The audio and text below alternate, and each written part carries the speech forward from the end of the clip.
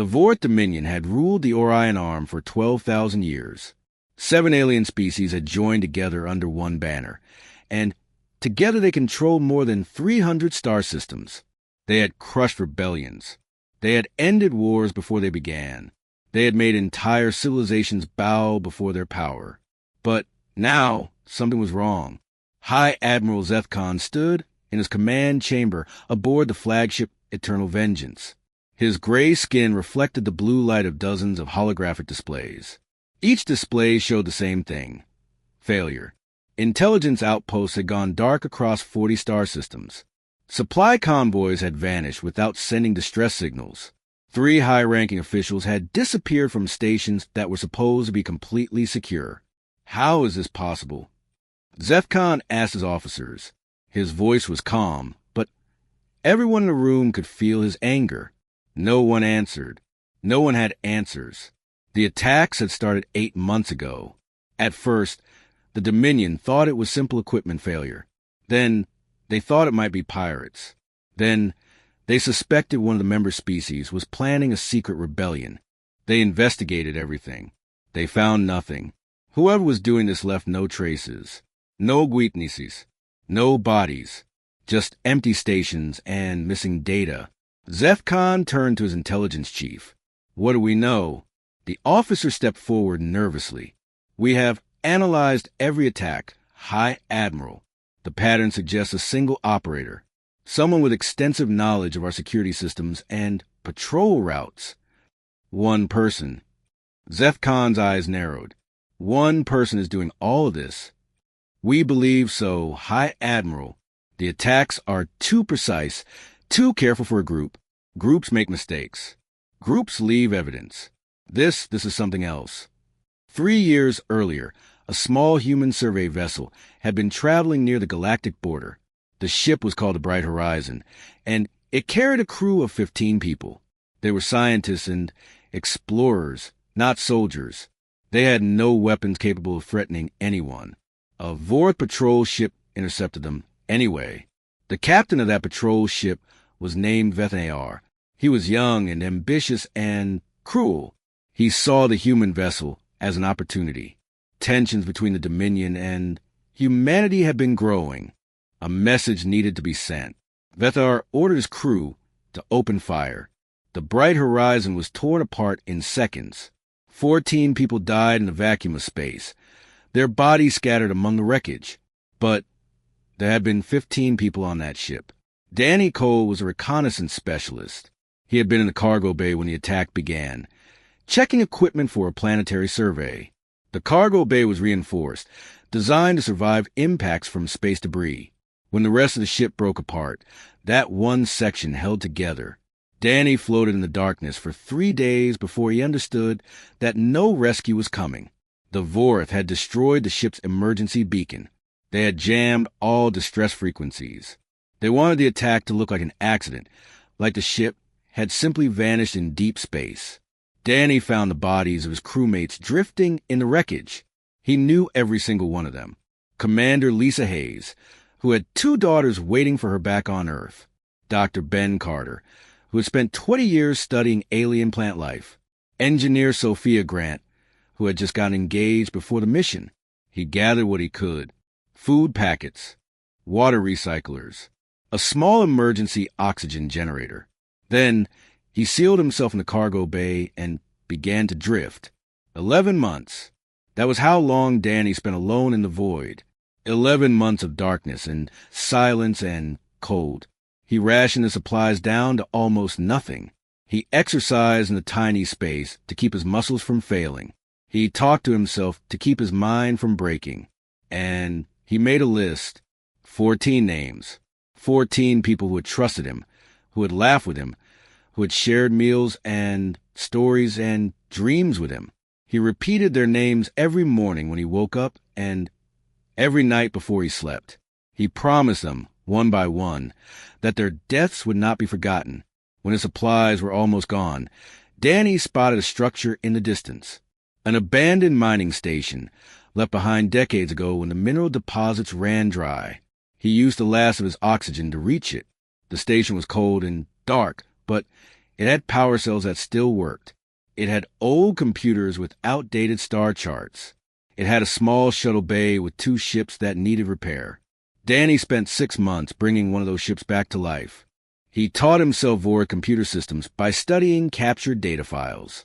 He learned their language by listening to old communications. He mapped their patrol routes by monitoring their frequencies. And then he began his work. The first attack was small, a listening post on an uninhabited moon. Danny slipped in during a shift change, downloaded their database, and destroyed their communications array. By the time anyone noticed, he was gone. The second attack was bigger, a supply depot that served 3 star systems. Danny contaminated their fuel reserves with a compound that caused engine failures. 12 ships were stranded in deep space for weeks. The third attack made the Dominion nervous. A high-ranking intelligence officer vanished from his own office. His files were erased. His personal logs were broadcast on civilian channels, revealing secrets the Dominion had kept hidden for centuries. Danny never killed anyone in those early attacks. He disabled. He destroyed equipment. He exposed lies. But he did not take lives. Not yet. In High Admiral Zefcon's command chamber, a junior officer approached with a small data chip. His hands were shaking. "High Admiral," he said, "this was found in your personal quarters. We do not know how it got there." Zefcon took the chip. His quarters were guarded by the best soldiers in the Dominion. There were scanners at every door and security cameras in every corridor. No one should have been able to enter without authorization. He inserted the chip into a display terminal. A message appeared, written in perfect Voris script. "I remember their names. All 14. Do you remember yours?" Zefcon stared at the message for a long time. Around him, his officers waited in silence. "Find this human," the High Admiral said finally. "Use whatever resources you need. I want 500 ships dedicated to this hunt. I want every system searched, every station monitored, every shadow examined." One of his officers spoke carefully. 500 ships, High Admiral? For one human?" Zefcon turned to look at him. "This is not just one human. This is something we have never faced before. This is a ghost. And we will not rest until we have destroyed it." But deep in the darkness of space, Danny Cole was already moving. He had heard the fleet mobilization orders. He had intercepted their communications. He knew exactly how many ships were coming for him. 500 warships. The greatest hunting fleet the Dominion had ever assembled. Danny smiled for the first time in 3 years. Let them come. News of the hunting fleet spread across the galaxy like fire through dry grass. 500 warships from the most powerful empire in known space, all dedicated to finding one human. On space stations and trading posts, in cantinas, and market squares, people whisper about it. Some laughed. What kind of threat could a single human pose to the Dominion? Others were curious. What had this human done to deserve such attention? But many were afraid. If the Dominion was as scared of one person, what did that say about humanity as a species? The fleet assembled at the edge of Voris space. Ships from all 7-member species gathered together in a display of power that had not been seen in centuries. Battle cruisers with weapons that could crack planets. Destroyers fast enough to catch any vessel. Scout ships with sensors that could detect a heartbeat from orbit. High Admiral Zefcon divided his forces into hunting groups. Each group would sweep a different sector of space. They would search every station, scan every ship, investigate every anomaly. The human had nowhere to hide, or so they believed. Danny watched the fleet from a small asteroid field 3 systems away. His ship was powered down, invisible to their sensors among the tumbling rocks. He had been tracking their communications for days, learning their formation patterns and command structure. He knew he could not fight 500 warships. He had no army. He had no fleet of his own. His ship was a repaired mining shuttle with no weapons beyond a basic cutting laser. But Danny understood something the Vorith did not. Wars were not won by weapons alone. Wars were won in the mind. Fear was more powerful than any cannon. Doubt was more destructive than any bomb. He would turn the fleet against itself. The first step was information. Danny needed to know everything about his enemy, every weakness, every vulnerability, every secret they wanted to keep hidden. For that, he needed help. Kira was a Vork Communications officer serving on a supply ship at the edge of the hunting fleet. She was young, barely an adult by her species standards. She had joined the military because she believed in the Dominion's mission of order and stability. Then she saw what the Dominion really was. Her ship had been assigned to transport prisoners from a conquered world. She watched as families were separated. She heard children crying for parents they would never see again. She saw old people beaten for moving too slowly. That night, Kira made a decision. She began copying files, recording conversations, building a collection of evidence that proved the Dominion's crimes. She had been doing this for 2 years when Danny found her signal. Their first contact was cautious. A coded message hidden in routine traffic. A response buried in background noise. Neither trusted the other. But they both wanted the same thing, to see the Dominion fall. Kira provided Danny with fleet movement data, patrol schedules, and cipher codes that let him read encrypted messages. In return, Danny asked her only one thing. "Help me spare the innocent," he said. "Many of those crews are conscripts, soldiers forced into service against their will. I will not kill them if I can avoid it." Kira agreed. She marked which ships had willing crews and which had been pressed into service. She told Danny which officers were true believers and which were just trying to survive. Armed with this knowledge, Danny began his campaign. The first attack came 3 weeks after the fleet assembled. A fuel depot in the cross system exploded without warning. The explosion was not large enough to kill anyone, but it destroyed 6 months of refined fuel reserves. 40 ships were forced to reduce speed while waiting for replacements. The Dominion investigated. They found no evidence of sabotage. The official report blamed faulty storage containers. The second attack was stranger. Navigation beacons across an entire sector began transmitting wrong coordinates. 3 ships collided in deep space because their computers told them they were in different locations than they actually were. The crew survived, but the ships were badly damaged. Again, the investigation found nothing.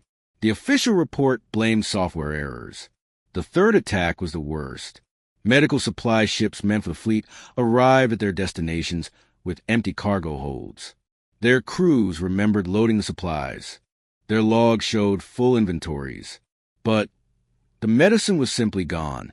This time, people started to talk. Rumors spread through the fleet like disease.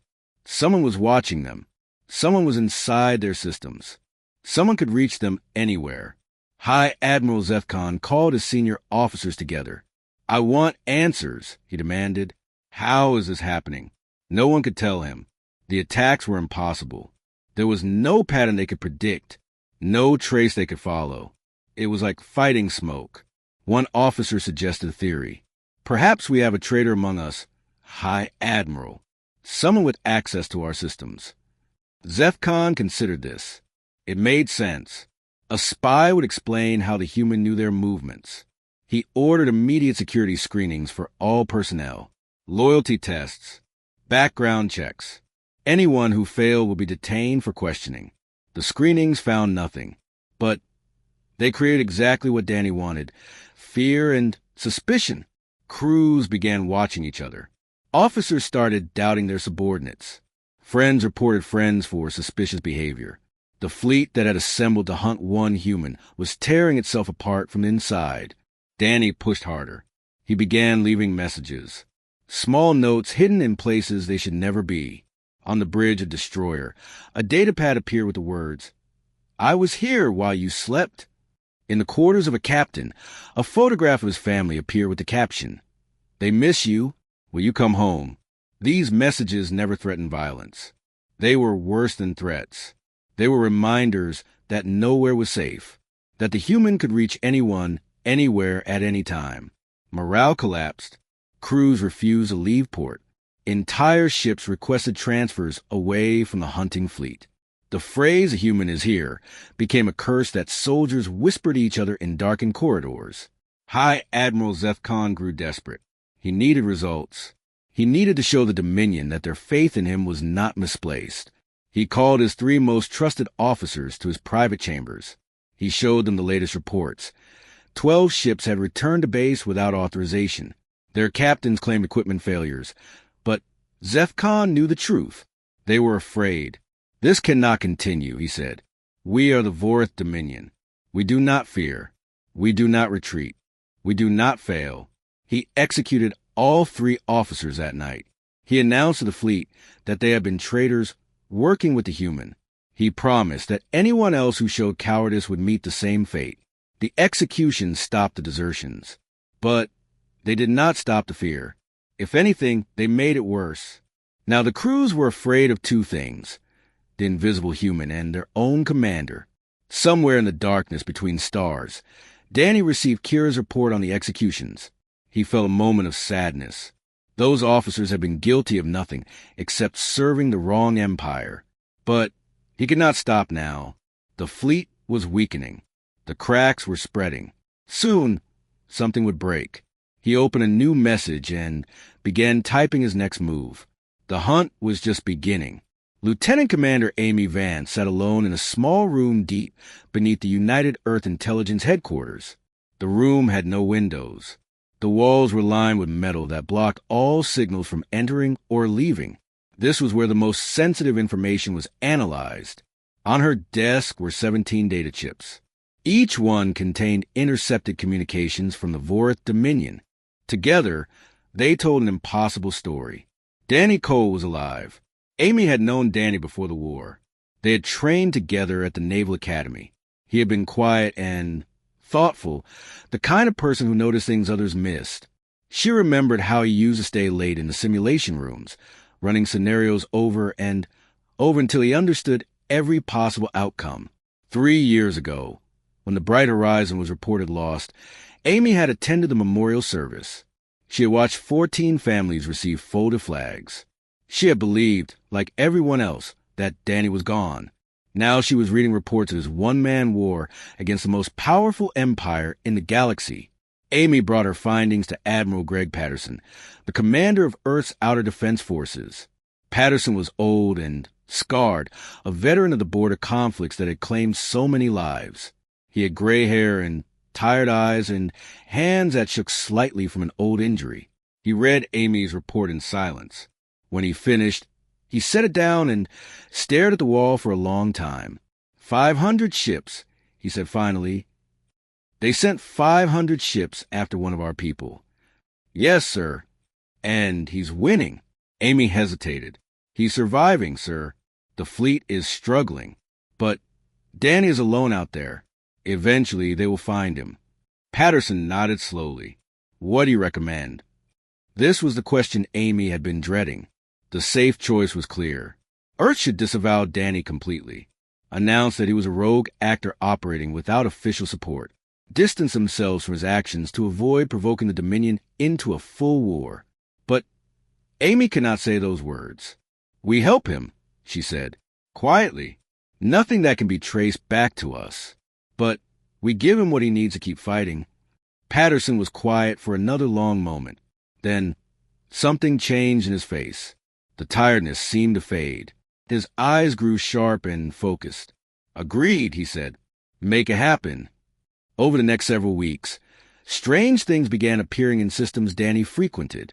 A supply cache hidden in an asteroid field, filled with food and medical equipment.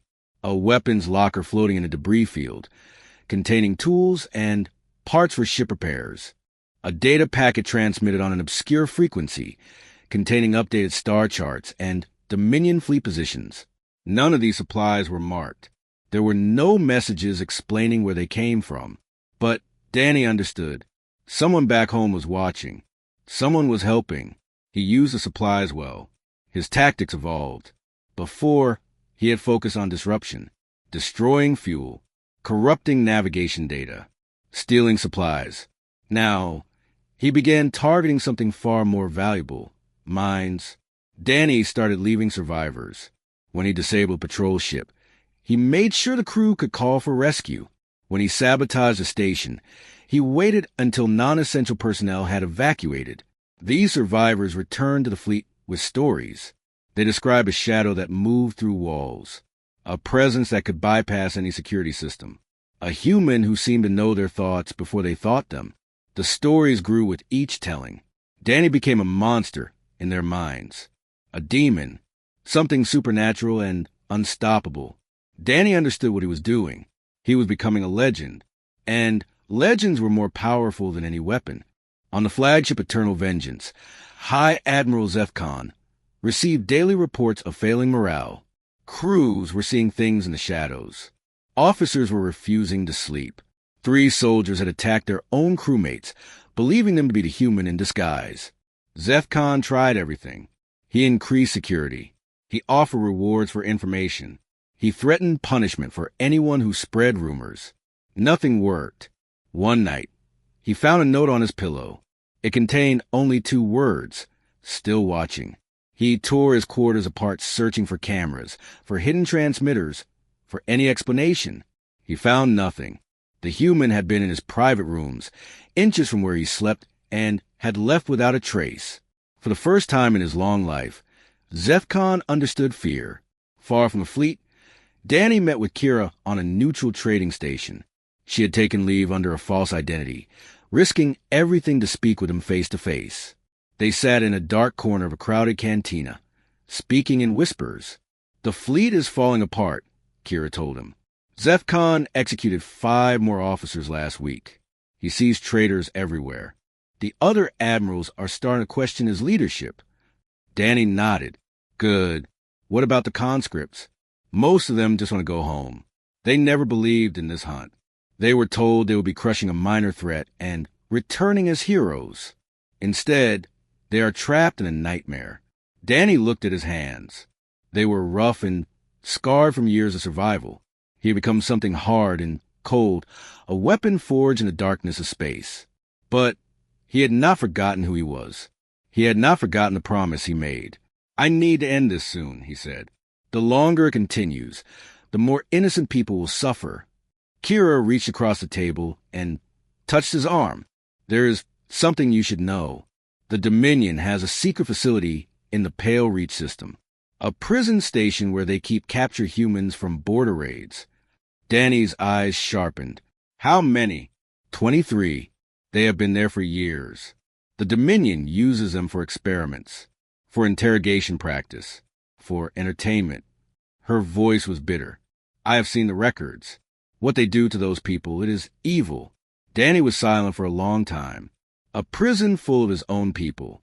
Humans who had been suffering while he waged his invisible war. He had not known. He had been so focused on his mission that he had not seen what was right in front of him. "Can you get me the station's layout?" he asked. "Yes, but, Danny, it will be heavily guarded. If you go there, you may not come back." He stood up from the table. His face was calm, but his eyes burned with something fierce and unbreakable. "I am not leaving them there," he said, "whatever it costs." Kira watched him walk away into the crowd. She had met many soldiers in her life, many warriors, many killers, but she had never met anyone like Danny Cole. He was not fighting because he hated his enemies. He was fighting because he loved his people, and that, she realized, was far more dangerous. She began preparing the files he needed. The hunt was about to change. High Admiral Zephcon knew that hunting a ghost was impossible. Every time he sent ships to search a sector, the human was already gone. Every trap he set was discovered and avoided.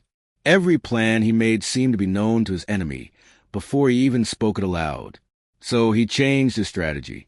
He stopped trying to find the human. Instead, he would make the human come to him. The prison station at Pale Reach had been secret for decades. Only the highest officers in the Dominion knew it existed. It was where they kept special prisoners, the ones they wanted to forget about, but could not afford to kill. Zephcon ordered his intelligence service to leak information about the station. Not obviously, not in a way that would seem deliberate. Small hints, fragments of data, breadcrumbs that would lead a careful observer to discover the truth. The human would learn about the prisoners. The human would come for them. And when he did, Zephcon would be waiting. Danny received Kira's files 3 days after their meeting. The station layout, guard rotations, security systems, entry codes, everything he needed. He knew it was too easy. After 3 years of fighting the Dominion, Danny could recognize a trap. The information was too complete. The timing was too convenient. Zeth Khan wanted him to come. But 23 humans were suffering in that prison. People like his lost crewmates. People with families who did not know if they were alive or dead. Danny could not leave them there just because freeing them was dangerous. He spent 2 weeks preparing. He stole a Vor shuttle from a repair depot. He created false identity documents using credentials Kira had provided. He studied the prison layout until he could navigate it with his eyes closed. Then he flew to Pale Reach. The system was quiet when he arrived. A few patrol ships circled the station at a distance. Cargo vessels came and went on regular schedules. Everything looked normal. Danny transmitted his false clearance codes and requested docking permission. His heart pounded as he waited for a response. If the codes were wrong, if Kira had been discovered, if the trap was sprung too early, he would die here in the cold of space. The response came. Permission granted. He docked his shuttle in a maintenance bay away from the main hangars. He wore a Vorth uniform stolen from an officer he had ambushed months ago. The disguise would not survive close inspection, but from a distance, in dim lighting, it might be enough. The station was gray and cold. Corridors stretched in all directions, lit by harsh white lights. Guards walked in pairs, their weapons ready. Danny moved through the shadows, avoiding patrols, following the mental map he had memorized. The prison section was at the station's core, behind 3 layers of security doors. Danny bypassed the first 2 using the codes Kira had given him. The third required a biometric scan. He waited in a storage closet until a guard walked past alone. It was quick and quiet. The guard never saw him coming. Danny dragged the unconscious body into the closet and used the guard's hand to open the final door. The prisoners were held in small cells along a single corridor. 23 cells. 23 humans who looked up with hollow eyes as Danny appeared. "I am here to get you out," he said in a low voice. "Follow me. Stay quiet. Do exactly what I tell you." Most of them could barely walk. Years of captivity had weakened their bodies. Some had injuries that had never healed properly. One woman had to be carried by 2 others. Her name was Katie Marsh. She was a civilian researcher who had been captured during a raid on a science station 5 years ago. She was thin and pale, her hair gray before its time, but her eyes were still sharp, still alive. "Who are you?" she whispered as they moved through the corridors. "My name is Danny Cole. I was on the Bright Horizon." Katie's eyes widened. That ship was destroyed 3 years ago. Everyone died. Not everyone. They reached the maintenance bay without encountering guards. Danny's luck had been too good. His instincts screamed warnings. Something was wrong. He loaded the prisoners onto a larger transport ship that was docked nearby. His shuttle was too small for 24 people. The transport was old and slow, but it would have to do. As the engines powered up, the station's alarms finally activated. Red lights flashed. Sirens wailed. Danny heard shouting in the corridors behind them. "Hold on," he told the prisoners.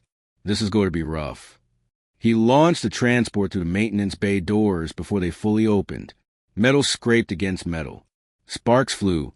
Then they were in space, accelerating away from the station. That was when Danny saw the fleet. 70 warships emerged from behind the system's outer planets. They had been hiding, running silent, waiting for exactly this moment. Their weapons powered up. Their targeting systems locked onto the transport. Zeth Khan's voice crackled over the communication system. "Human, you have walked into my trap. There is nowhere to run. Surrender now, and I will make your death quick." Danny looked at the tactical display. 70 ships surrounded them in a perfect sphere. Their weapons could destroy the transport in seconds. There was no escape route, no trick that would save them. For the first time since his war began, Danny felt despair. Then he looked back at the prisoners. 23 people who had already suffered more than anyone should ever suffer. Katie Marsh met his eyes and nodded slightly. Whatever happened next, they had chosen to face it together. Danny opened a broadcast channel, not an encrypted military frequency, not a private communication. He broadcast on open channels that anyone could receive, civilian stations, neutral traders, news networks. Everyone, my name is Danny Cole, he said. I serve on the human survey vessel Bright Horizon. 3 years ago, a Vorth warship destroyed my ship and killed 14 of my crewmates. Their names were Lisa Hayes, Ben Carter, Sophia Grant. He named them all, every single one. While 70 warships held their fire, uncertain what to do, Danny told the galaxy about his friends. I have spent 3 years fighting the Vorth Dominion, he continued. I have destroyed their supplies. I have disrupted their operations. I have made their mighty fleet afraid of shadows. And in all that time, I have killed no one who did not choose to be my enemy. He paused.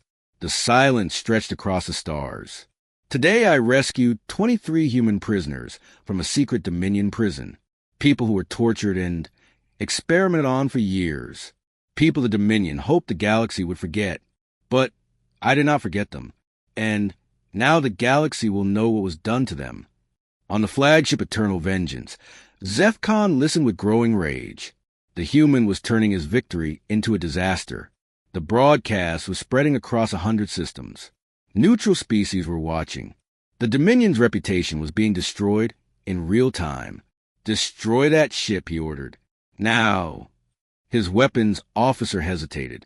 High Admiral, if we fire while he is broadcasting, the galaxy will see us murder unarmed prisoners. I do not care what the galaxy sees. I gave you an order. But the officer did not move, and neither did the ships. Danny's voice continued over the open channel. I could have killed thousands of Vorith soldiers. I chose not to, but this ends one of two ways. You let these people go home, or I stop choosing. The standoff at Pale Reach had begun. The standoff lasted 18 hours.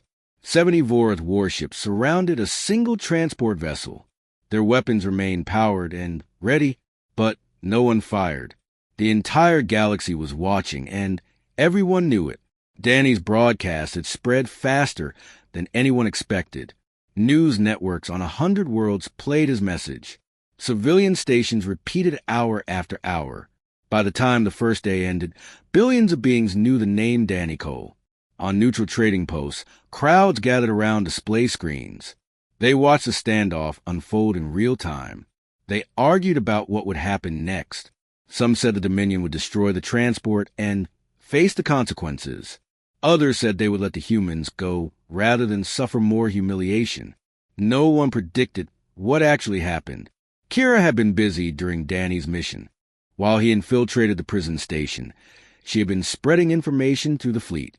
Not secrets this time. Something more dangerous. Truth. She had gathered evidence of the Dominion's crimes over years of careful work. Secret prisons, massacred colonies, enslaved populations, experiments on living beings. All of it documented. All of it verified. She had sent this evidence to every ship in the hunting fleet. Most officers deleted the files without reading them. They were loyal to the Dominion. They did not want to know what their empire had done. But some read, and some could not forget what they learned. High Admiral Zephcon stood on his command bridge and gave orders that his fleet refused to follow. Fire on that transport, he commanded. His weapons officer shook his head. No, High Admiral, you dare disobey me? I have read the files. I know what we have done. I will not add more innocent blood to our hands. Zephcon drew his sidearm and pointed at the officer. You will follow orders or you will die. The officer looked at the weapon. Then he looked at his fellow crew members. Several of them had stepped away from their stations. Their faces showed fear, but also something else, determination. Then I will die, the officer said. But I will die knowing I did the right thing. Across the hunting fleet, similar scenes played out on dozens of ships. Officers refused orders. Crews locked themselves in engineering sections and refused to power weapons. Captains turned their vessels away from the standoff. The great fleet that had assembled to hunt one human was splitting apart. Kira's voice came over a secure channel to Danny's transport. 43 ships have broken formation. They refuse to fire. Zephcon is losing control. Danny watched the tactical display as more ships peeled away. 60, 80, over 100 vessels now refused to follow the High Admiral's orders. "What do I do?" he asked. "The gap in the formation. Eastern quadrant. You have maybe 10 minutes before loyal ships move to fill it. Go now." Danny pushed the transport's engines to maximum. The old ship groaned and shook, but responded. They accelerated toward the gap in the encircling fleet. Zephcon saw what was happening. He screamed orders at any ship that would listen. 3 destroyers moved to intercept the transport, their weapons charged. Then, something unexpected happened. 2 of the mutinous ships positioned themselves between the destroyers and the transport. They were not attacking. They were blocking. Their captains broadcast a simple message: "We will not allow the murder of unarmed prisoners." The destroyers hesitated. Firing on fellow Dominion vessels would be an act of civil war. No one wanted to take that step. In those precious seconds of confusion, Danny's transport reached the gap and broke through. They were clear of the fleet. They were free. Behind them, the Vorid Dominion began to tear itself apart.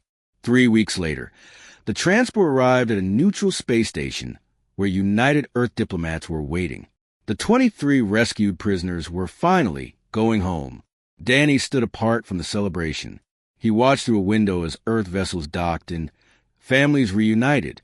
He heard crying and laughter. He saw people who had given up hope suddenly, alive with joy. Katie Marsh found him standing alone in a quiet corridor. She had been recovering quickly since the rescue. Color had returned to her face. Her eyes were no longer hollow. "You should be out there," she said. "They want to thank you." Danny shook his head. "I did not do it for thanks." Katie was quiet for a moment. Then she asked a question that had been on everyone's mind. "What will you do now?" Danny had been asking himself the same thing. Earth had sent messages offering him everything: a command position in the Navy, a hero's welcome, a place in history. They wanted to parade him through cities and put his face on recruitment posters. He wanted none of it. "The war is over for me," he said. "The Dominion is weakened. Their coalition is fracturing. Earth will be safe, at least for a while. My part is finished. But you could do so much more. You showed the galaxy what one person can accomplish. Imagine what you could do with real resources, with support." Danny turned to face her. His eyes were calm but tired. The weariness of 3 years was finally showing. "I spent 3 years becoming something terrible," he said. "A ghost, a monster, the thing they feared in the dark. I did it because I had to, because there was no other way. But I cannot be that thing forever. If I keep fighting, I will forget how to be anything else." Katie understood. She had seen what captivity had done to her, how it had changed her. Some of those changes would never heal. Danny had his own wounds, even if they did not show on his skin. "Where will you go?" she asked. "Somewhere quiet. A colony on the edge of known space. A place where I can learn to live again instead of just survive." He handed her a small data chip. "This contains everything I know about the Dominion's weaknesses. Every secret I discovered. Every vulnerability I found. Give it to Earth's military. They will know how to use it." Katie took the chip. "You are giving away your life's work." "I am giving away a weapon. I do not want to be a weapon anymore." The next morning, Danny boarded a small civilian transport heading for the frontier. He carried only a single bag. He wore simple clothes with no rank or insignia, just a man traveling alone. Admiral Patterson had sent a final message asking him to reconsider. Amy Vance had offered to meet him anywhere, just to talk. Kira had sent coordinates where she would be waiting if he ever wanted to find her. He appreciated all of it, but he could not go back. As the transport lifted off, Danny looked out the window at the station shrinking behind him. Somewhere on that station, 23 people were finally free. Somewhere across the galaxy, a mighty empire was crumbling under the weight of its own cruelty. Somewhere, his crewmates from the bright horizon could finally rest.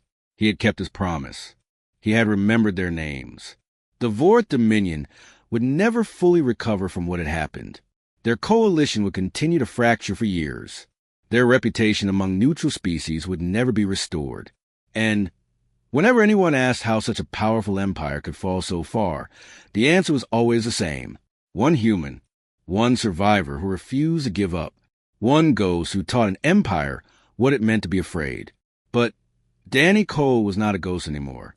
He was just a man, tired and scarred, looking for a place where he could learn to be human again. The transport jumped to faster-than-light speed. The stars stretched into lines of light. And Danny closed his eyes, finally at peace.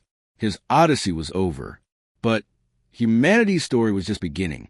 Across the galaxy, people whispered about what had happened at Pale Reach. They told stories about the human who fought alone against impossible odds, about the species that produced individuals who could bring empires to their knees. The other powers took notice. The balance of the galaxy had shifted, and at the center of that shift was a simple truth that everyone now understood. Do not make enemies of humanity. They remember, and they do not quit.